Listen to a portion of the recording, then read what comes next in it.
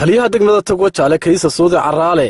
wakiilka xeer ilaalinta degmada Togwa Jaale Yaxya Aadan Maxamed gudoomiye ku-xigeenka degmada Togwa Jaale Mursal Nuux Ismaan iyo garsooraha maxkamadda laanta magaalada Wajaale ayaa daadiyay khamri tiro badan kaasoo ciidanka booliska ay soo qabteen isagoo ka soo tallaabaya xuduudda isla markaasina lagu soo qariyay taayir stamniya iyo gaadiidka baradhada qaado oo lagu soo dhex guray baradhada dhexdeeda khamrigani oo ahaa kii ugu tirada badnaa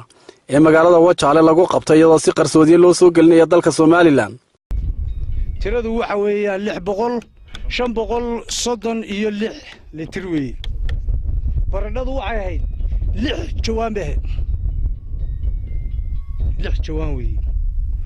noocan tayuubiyada waa idinka arkayade waa kuwa dhamaantood taayirkii lagu guray waa ka macna gaari wuxuu ahaa gaari stepnista farsamo kasto la yimaadaan nimanka khabriilayaasha ama daroogadan ka macaasha ee ka faa'iida waxaan u sheegaynaa in macna lala imanayo xeeltii ka sareysa way fulinta qaybtii labaad ee xukunka qaybtiisii koowaad waxa idin la xukumo dambiilayaashii ku gafay markaa shuruucdii dalka u taalay waxaanu u taaganay inaynu burburino khamrigii markaa maxkamadda horteeda kaga cadaatay inay waliba ka ganacsanayeen ma cabaayeen inay ka ganacsanayeen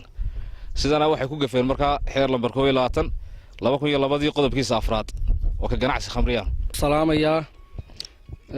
mas'uuliyiinta ka soo qayb galay gubitaankan khamriga aan lagu soo qabtay dambiilayaasha imikana ah xukunsanayaal ku jira xabsiga gobolka Gabiley kuwaas oo sida waafaqsan xeerka la dagaalanka mukhadaraadka iyo maandooriyaha xeer number 21 soo baxay 2002 lagu xukumay qodobkiisa afaraad dhammaan dadkii ka ganacsanayay ee isyidhi si xirfadaysan u soo qaatay